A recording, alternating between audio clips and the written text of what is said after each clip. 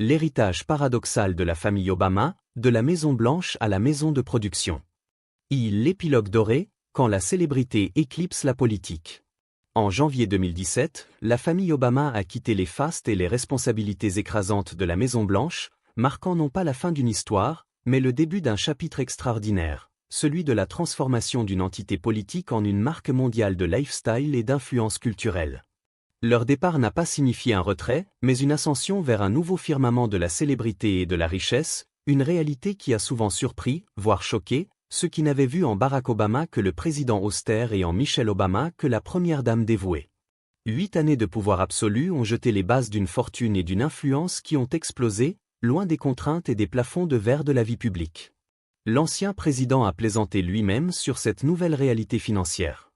Lors d'un discours en Afrique du Sud en 2018, il a avoué, avec une ironie qui lui est propre, « J'ai vraiment été surpris d'apprendre que j'avais tant d'argent ». Cette surprise est d'autant plus marquante que la famille avait débuté la présidence en 2008 avec une valeur nette estimée à environ 1,3 million de dollars. En 2021, les estimations suggèrent que leur valeur nette oscillait entre 70 et 135 millions de dollars. Ce bond spectaculaire est la preuve tangible qu'à Hollywood comme à Washington, l'héritage peut être plus lucratif que la fonction elle-même. Mais au-delà des chiffres, c'est la dynamique familiale qui a subi la transformation la plus profonde. Loin du regard 24 juillet du secret service et du protocole rigide, Malia et Sasha, les anciennes premières filles, sont devenues les figures centrales d'une nouvelle ère. C'est dans ce contexte de liberté retrouvée que s'est produit un moment d'une rare intensité émotionnelle, un aveu de l'une des filles qui a profondément touché Michelle Obama. Qu'est-ce que Malia ou Sasha ont révélé qui a pu faire pleurer la première dame réputée pour sa force d'âme? Pour comprendre ce moment, il faut d'abord analyser le ciment qui a permis à cette famille de survivre à la pression la plus intense du monde. 2. L'anatomie d'une fortune post-présidentielle, le triomphe de la plume. L'enrichissement soudain des Obama après la présidence ne repose pas sur d'anciennes affaires politiques, mais sur l'exploitation magistrale de leur histoire personnelle à travers les médias. Le pivot vers l'écriture et la production de contenu a été leur coup de génie. 2.1 Les méga-contrats d'édition. Le talent littéraire des deux époux a généré une richesse sans précédent pour des ex-premiers couples. Leur contrat avec Penguin Random House, estimé à environ 60 millions de dollars pour la vente conjointe de leurs mémoires, a marqué un record absolu. Les mémoires de Barack Obama, Une terre promise, publiées en 2020, ont réalisé des ventes faramineuses. Plus de 1,7 million d'exemplaires en une seule semaine, rivalisant avec les meilleurs lancements de l'histoire présidentielle. Pourtant, ce succès ne faisait que prolonger une carrière d'auteur déjà établie, Obama ayant déjà engrangé plus de 15 millions de dollars avec ses œuvres précédentes. Cependant, c'est Michelle Obama qui a initialement posé le jalon de cette nouvelle dynastie médiatique. Ses mémoires, Devenir, Becoming, publiées en 2018, sont devenues un phénomène culturel. Avec plus de 10 millions d'exemplaires vendus, le livre est un best-seller historique. Cette réussite est d'autant plus significative qu'elle a permis à Michelle de se positionner non seulement comme une ancienne première dame, mais comme une icône littéraire et culturelle à part entière. Le couple a d'ailleurs traité cette compétition avec humour. Michelle, avec sa réplique mordante, a plaisanté en disant que l'argent des ventes du livre de Barack pourrait lui acheter une nouvelle paire de chaussures, soulignant l'indépendance financière et la bonne humeur qui caractérisent leur collaboration. 2.b La machine de production IG Grund. L'argent des livres n'était qu'un début. En 2018, les Obama ont signé un partenariat majeur avec Netflix, un contrat estimé à environ 50 millions de dollars, pour créer leur société de production, IG Grund Productions. L'objectif était clair, exploiter leur pouvoir de la narration pour produire des émissions, des longs métrages et des documentaires. Ce pivot vers le divertissement est une manœuvre stratégique brillante, transformant la perception du public. Ils sont passés de figures politiques idéalisées à des créateurs de contenu dont l'autorité morale et l'accès unique aux coulisses du pouvoir garantissent un produit attractif. Le documentaire Devenir, basé sur les mémoires de Michelle, est l'exemple parfait de cette synergie réussie. 2.c. Le circuit des conférences de luxe. La dernière pièce du puzzle de leur richesse est le lucratif circuit des conférences. En tant qu'anciens dirigeants mondiaux, leurs discours sont devenus des produits de luxe. Barack Obama peut facturer en moyenne environ 400 000 dollars par événement, tandis que Michelle demande environ 225 000 dollars. Ces sommes, notamment l'apparition de Barack devant des entreprises de Wall Street pour 1,2 million de dollars, n'ont pas manqué de susciter l'indignation. Les critiques ont souligné l'hypocrisie de collaborer avec les grandes banques, qu'Obama avait pourtant critiquées pendant sa présidence pour leur rôle dans la crise financière. Ce paradoxe, critiquer l'inégalité tout en bénéficiant de ses mécanismes les plus extrêmes, est une tension constante dans leur nouvelle vie d'élite. 3. Le prix de la présidence, le mariage à l'épreuve du chaos.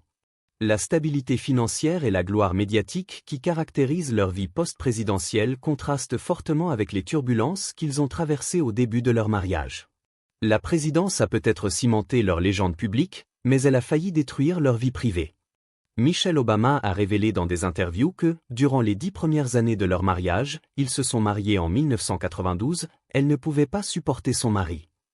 Cette déclaration, d'une franchise étonnante, souligne la réalité brutale d'un couple où deux individus brillants et à forte personnalité se heurtaient à la dure réalité de la vie de famille. Les problèmes étaient classiques mais exacerbés par les ambitions de Barack. L'ancienne première dame jonglait avec son emploi d'avocate bien rémunéré à Chicago et le foyer. Les griefs de Michelle étaient terre à accent grave terre, les vêtements éparpillés, le refus de Barack d'aider à la vaisselle ou au nettoyage. La réponse de Barack était l'incarnation même du privilège et du déséquilibre. Pourquoi me demandes-tu de faire ces choses alors que j'essaie de changer le monde? Cette tension a atteint son paroxysme avec l'entrée de Barack en politique et la naissance de Malia en 1998. Les absences fréquentes de Barack en tant que sénateur de l'Illinois ont conduit Michelle à une profonde frustration. Un ami de Michelle a rapporté qu'elle se demandait avec émotion pourquoi elle devait nettoyer après son mari alors qu'elle était elle-même une femme de carrière brillante et réussie. L'accumulation des tensions était telle que, après seulement 8 ans de mariage, certains amis ont affirmé que les Obama envisageaient sérieusement le divorce. 3. Le tournant, un moment d'absolue vulnérabilité. Le tournant pour la famille, l'événement qui a sauvé le mariage, n'a eu rien à voir avec la politique ou les succès professionnels. Il est survenu en septembre 2001, lorsque leur deuxième fille, Sacha, alors âgée de 3 mois, est tombée gravement malade, atteinte de méningite. Durant 72 heures de lutte à son chevet à l'hôpital, le monde de Barack Obama s'est réduit aux 4 murs de la chambre d'hôpital. La menace de la mort a effacé l'ambition, la politique et les conflits conjugaux. Ce cauchemar a non seulement rapproché le couple, mais a forcé Barack à une prise de conscience brutale de l'ordre de ses priorités. Après la guérison de Sacha, Michelle a posé un ultimatum clair et non négociable. Barack devait consacrer du temps à la famille et à leurs enfants. Le futur président, ébranlé par l'expérience, a accepté. Ce fut le nouveau point de départ, un pacte familial qui allait devenir le ciment de la famille face à l'épreuve de la Maison-Blanche. 4. Les filles Obama, le coup de la normalité sous surveillance. Les filles Obama, Malia, 26 ans, et Sacha, 23 ans, sont devenus le symbole de la résilience familiale. Leurs années de formation se sont déroulées dans la Maison-Blanche, un environnement à la fois emblématique de l'histoire et du pouvoir, et totalement artificiel pour l'enfance. Barack et Michelle ont déployé des efforts héroïques pour maintenir une illusion de normalité au milieu de la grandeur. Les filles devaient faire leur propre lit, nettoyer leur chambre, et se réveiller seules pour aller à l'école. Les règles étaient claires, heure du coucher à 20 h et télévision limitée. L'une des plus grandes réussites d'Obama en tant que président, selon les commentateurs, fut de jongler avec son rôle de leader mondial et celui de père dévoué. Il entraînait l'équipe de basket-ball de Sacha, prenait le petit déjeuner avec elle la plupart des jours de semaine, et affirmait avoir lu les 7 livres de Harry Potter à Malia. Il était l'un des rares présidents à être qualifié de père modèle ou de parent décisif. Cependant, cette normalité était un mirage permanent. Depuis la mi-2007, Malia et Sacha étaient sous la surveillance constante du secret service. Chaque sortie, chaque rendez-vous adolescent, chaque concert impliquait la présence discrète, mais omniprésente, de gardes du corps. Barack Obama l'a reconnu plus tard. Avoir des agents du secret service qui les suivent lors de rendez-vous en tant qu'adolescentes a probablement étouffé leur intérêt pour le service public. Elles ont encore des troubles de stress post-traumatique à cause de gars parlant dans leur microphone de poignet et portant des lunettes tout en essayant de profiter d'un concert. Cette absence d'intimité, une valeur qu'elles tiennent chèrement aujourd'hui, pourrait expliquer pourquoi elles n'ont pas choisi des carrières similaires dans le service public. L'ancien président a exprimé son désir de les protéger de la non-sang, de la bêtise et de la méchanceté souvent associées à la vie gouvernementale. Pourtant, la surveillance a eu un coût émotionnel indéniable, un prix invisible payé pour la fonction présidentielle de leur père. L'exil volontaire en Californie, la quête de la normalité post-présidentielle. La transition de Malia et Sacha hors de la Maison-Blanche a marqué leur véritable émancipation. Bien que Barack et Michelle aient tenté d'ancrer leur fille pendant leurs années à Washington DC, ce n'est qu'après leur déménagement et l'obtention de leurs diplômes universitaires que Malia et Sacha ont pu pleinement commencer à tracer leur propre chemin. Leur choix de s'installer ensemble à Los Angeles n'est pas anodin. C'est un mouvement stratégique vers le cœur de l'industrie du divertissement, loin des couloirs du pouvoir de Washington et de l'élite intellectuelle de Harvard, où Malia a obtenu son diplôme en 2021, ou de l'Université du Michigan, où Sacha a commencé avant d'être diplômé de l'Université de Californie du Sud en 2023. V. à Malia, de stagiaire de l'ombre à scénariste prometteuse. Malia Obama, en particulier, a embrassé le côté créatif de l'empire familial. Après des stages discrets, notamment au bureau d'Harvey Weinstein avant son scandale, et à l'ambassade des États-Unis à Madrid, elle s'est lancée dans l'écriture de scénarios. Son travail en tant qu'écrivaine pour la série Swarm d'Amazon Prime Video au printemps 2023, suivi de la réalisation de son propre court-métrage, The Hat, présenté au Festival international du film de Toronto, TIFF, en 2023 et projeté à Sundance 2024, a confirmé son talent. Ce choix de carrière est le reflet direct du nouveau statut de la famille, ils sont désormais des acteurs majeurs de la narration culturelle. Le succès de Malia, obtenu malgré, ou grâce à, l'ombre de ses parents, est un élément central de l'héritage d'excellence que les Obama s'efforcent de léguer. VB Sacha, l'étudiante discrète et les romances sous surveillance. Sacha, la plus jeune, a suivi un parcours universitaire plus classique avant de rejoindre sa sœur à Los Angeles. Son déménagement en Californie est survenu alors qu'elle terminait ses études. Les sœurs ont été aperçues menant une vie aussi normale que possible, faisant des arrêts rapides dans des supérettes ou sortant entre amis. Cependant, même leur vie privée est scrutée. Les médias n'ont pas tardé à documenter leur romance potentielle. Malia a été liée au producteur de musique éthiopien Dawi Eklin et au producteur britannique Rory Farquharson, tandis que Sacha serait en couple avec Clifton Powell Jr. Ancien joueur de basket et fils de l'acteur légendaire Clifton Powell.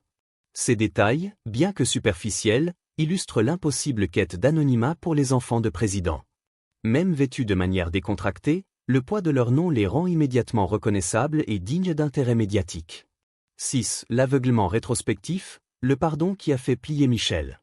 Le moment le plus poignant du récit des Obama réside dans la résolution des conflits matrimoniaux et parentaux qui ont failli les détruire.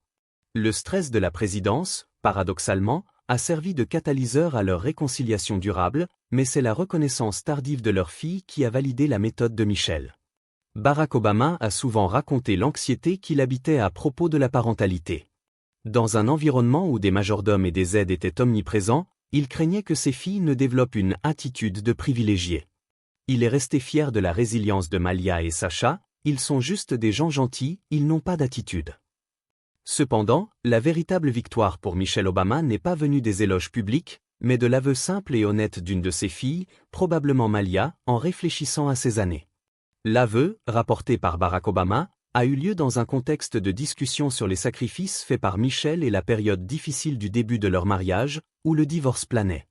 Barack a confié que Malia, rétrospectivement, lui a dit, en y repensant, « Tu étais un bon père ». Ce n'est pas tant une reconnaissance de ses succès politiques, mais un jugement sur sa capacité à être présent et dévoué malgré les pressions.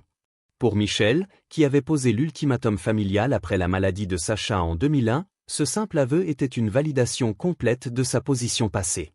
Le moment où Michelle a été profondément émue, au point de pleurer, est survenu lorsqu'elle a réalisé que Malia et Sacha non seulement lui avaient pardonné le chaos et le manque d'intimité de leur enfance, mais avaient reconnu que les efforts de leurs parents pour maintenir les valeurs de normalité avaient porté leurs fruits. L'amour inconditionnel et les éloges appropriés de Barack envers ses filles, qu'il considérait comme sa plus grande réussite, ont permis à ses filles de mûrir en des femmes intelligentes et accomplies. Pour la femme qui avait cru son mariage brisé et qui avait sacrifié une partie de sa carrière pour maintenir le foyer, cette reconnaissance de la part de ses filles est le triomphe émotionnel le plus précieux, dépassant toute la richesse accumulée par les contrats d'édition. Cette analyse sociologique, le modèle de l'excellence post-raciale. L'héritage de la famille Obama ne se résume pas à leur fortune ou à leur succès personnel, il est profondément ancré dans le paysage sociologique américain. Il représente, pour beaucoup, le sommet de l'excellence noire américaine. 7. La pression du phare. L'ascension de Barack et Michelle a été vécue comme un événement historique, mais elle a aussi imposé une pression écrasante sur leurs filles. En tant qu'enfants du premier président afro-américain, Malia et Sasha étaient des modèles involontaires. Chaque erreur, chaque faux pas, chaque choix de mode était analysé et amplifié, contrairement à leurs homologues blancs. Leur éducation à Sidwell Friends, l'école des élites de Washington, puis dans des universités prestigieuses, Harvard, USC, symbolise la réussite par l'éducation. Les Obama ont transmis l'idée que l'excellence et la discipline étaient les armes pour surmonter les barrières raciales et sociales. 7.b La vie privée comme arme politique. Le Secret Service est allé jusqu'à se déguiser en assistant d'enseignement pour assurer la sécurité des filles sans attirer l'attention. La Maison-Blanche est même intervenue pour faire supprimer des photos de paparazzi non autorisées des filles. Ces mesures, bien que motivées par la sécurité, soulignent que l'image publique de Malia et Sasha était un actif précieux, protégé farouchement par le bureau de Michelle Obama. La pression de la vie politique sur la vie privée a façonné leur identité. Le souhait d'Obama de les protéger de la méchanceté de la vie publique est un aveu de la toxicité du système qu'il dirigeait. Le fait qu'elles aient choisi des carrières créatives, écriture, production, est peut-être leur manière de reprendre le contrôle de leur narration, refusant de se soumettre au rôle préétabli de fonctionnaire ou de politique. 8. Conclusion, l'héritage durable. La famille Obama est passée d'une famille politique imparfaite, déchirée par les exigences de l'ambition, à une dynastie culturelle et financière résiliente. Leur histoire est une leçon de gestion des priorités, le succès professionnel n'a pas de prix s'il coûte le bonheur familial.